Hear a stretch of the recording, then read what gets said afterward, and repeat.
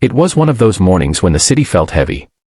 People hurried past one another, clutching their coffee cups and muttering into their phones, eyes fixed on the pavement as if the world above didn't exist. The sky was gray, a dull blanket over the noise and haste below. Among the crowd, a man named Arthur moved briskly, his coat collar turned up against the chill.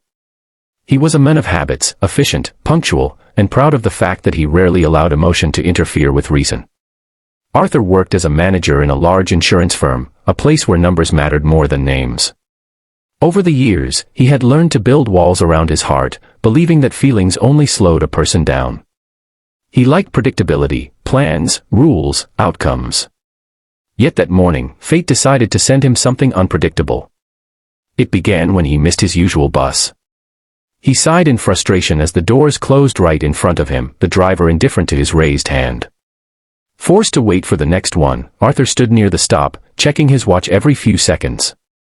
That's when he noticed a small figure sitting on the bench, a boy, no older than 8 or 9.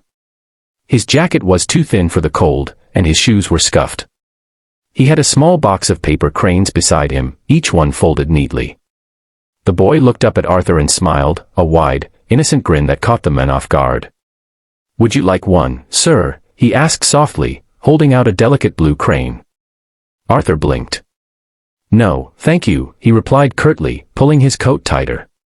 The boy nodded, unbothered, and went back to folding another crane. His fingers moved with quiet precision, and soon another bird joined the little paper flock beside him. Arthur tried not to look, but something about the boy's calmness drew his attention. After a minute, curiosity got the better of him. "What are you doing with all those?" he asked, trying to sound disinterested. The boy looked up again, eyes bright. "I'm giving them to people who look sad," he said cheerfully. "Everyone deserves a happy bird." Arthur frowned slightly. "Why?" "Because," the boy said, as if it were the simplest thing in the world, "when someone's kind to you, you feel lighter. And maybe they'll be kind to someone else after." Arthur stared at him. It was such a childish idea, naive, almost foolish. The world didn't work that way. People didn't have time to be kind, they had jobs, bills, deadlines. Yet, the sincerity in the boy's eyes unsettled him. Before Arthur could respond, the next bus arrived. He boarded quickly, grateful for the excuse to escape the strange conversation. As the bus pulled away, he glanced back and saw the boy handing a paper crane to an elderly woman who had just sat beside him.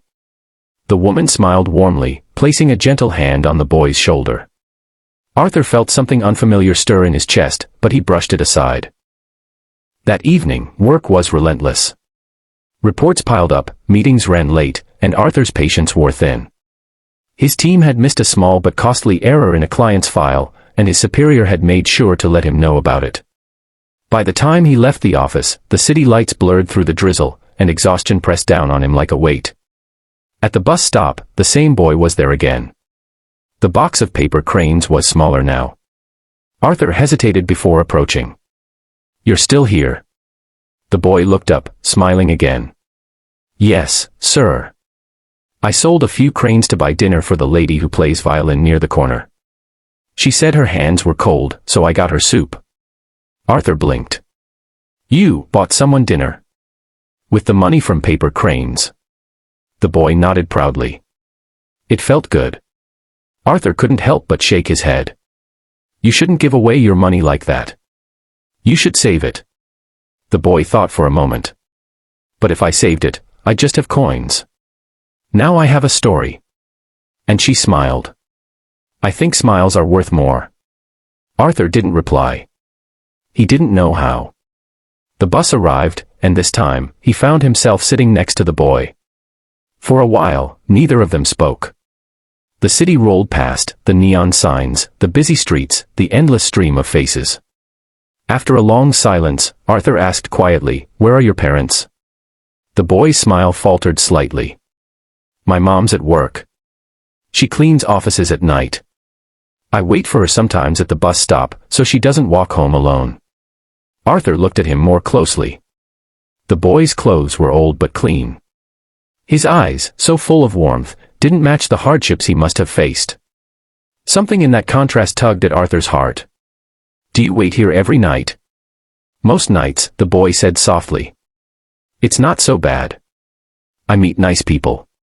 Some talk to me. Some don't. But when they take a crane, they always smile a little. That's enough. Arthur found himself swallowing hard. He turned to the window, pretending to watch the rain. When the bus reached the next stop, the boy stood. This is me, he said, clutching his small box. Good night, sir. Arthur hesitated. Wait. The boy turned. Arthur looked down awkwardly. Could I have one of those cranes? The boy's face lit up, and he quickly handed him a yellow one. This one's for hope, he said brightly. It always finds you when you least expect it. Arthur smiled faintly. Thank you. That night, Arthur placed the little crane on his desk. Somehow, amid the papers and screens, it stood out, simple, bright, and gentle. He didn't know why, but he couldn't bring himself to throw it away. The next few days, Arthur found himself noticing things he hadn't before: the tired cashier who still greeted every customer with patience, the janitor who worked quietly late into the night, the old man feeding stray cats by the alley. The boy's words echoed in his mind: everyone deserves a happy bird. A week later, Arthur decided to leave work early. He didn't know exactly why, only that he felt drawn back to that bus stop. When he arrived, the bench was empty. The evening air bit at his skin, and disappointment crept into him. Maybe the boy wasn't coming today. He turned to leave when he noticed something. On the bench sat a single paper crane, red this time, with a small note underneath. Arthur picked it up and unfolded the paper carefully. Inside, written in neat, uneven letters, were the words: Kindness doesn't wait for the right moment. It creates it. Arthur stared at the note for a long time. Then, without realizing it, he smiled, a real, unguarded smile, the kind he hadn't felt in years. That evening, as he walked home, he stopped by a small cafe near his apartment. The waitress looked exhausted, rushing between tables, her hair coming loose from its bun. When she brought his coffee, Arthur noticed her trembling hands. Rough day, he asked gently. She sighed. You have no idea. He reached into his pocket and pulled out the red paper crane. Here, he said softly. It's for you. She looked at it, puzzled.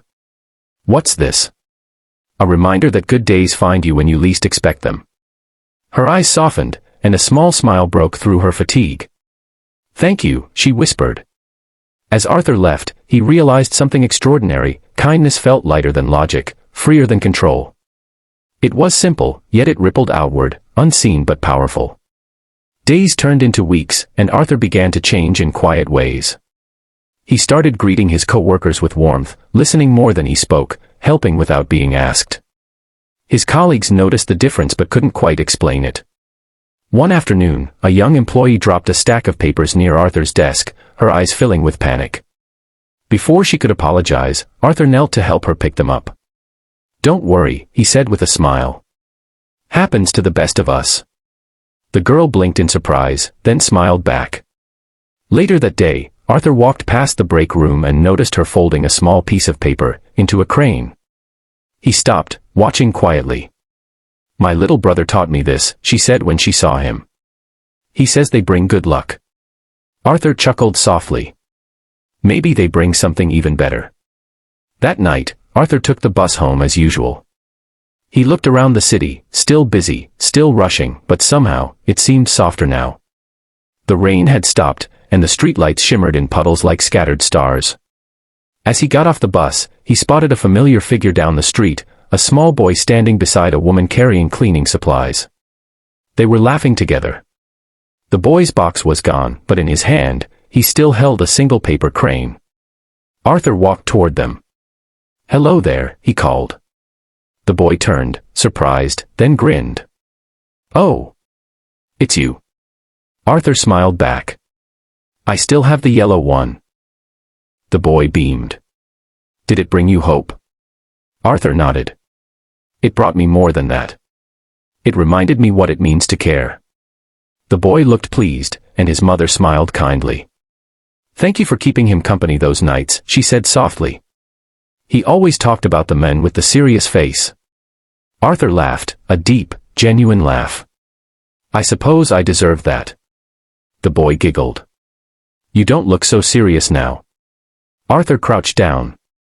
And you, my friend, taught me something I'll never forget. The boy tilted his head. What's that? That kindness isn't something you give when it's easy. It's something you give when it matters. The boy's eyes shone with understanding. He handed Arthur the last paper crane.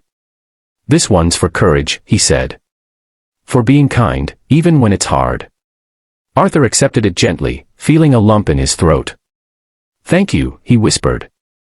As he walked away, the paper crane in his pocket felt warm, almost alive. He knew he would never see the boy often, but that didn't matter. The lesson had already taken root in his heart. From that day on, whenever Arthur saw someone struggling, he found ways to help: a cup of coffee for the security guard, an umbrella shared with a stranger, a kind word to a coworker on a bad day. And sometimes, he folded little paper cranes, leaving them on desks, benches, or windowsills with small notes of hope. One morning, as he looked out his office window, he saw a woman handing one of his cranes to another person, the paper bird fluttering gently between their hands. It made him smile. Kindness, he realized, was like those paper cranes, fragile, simple, but capable of flying farther than anyone could imagine. And all it took to remember that was the day a child taught him how.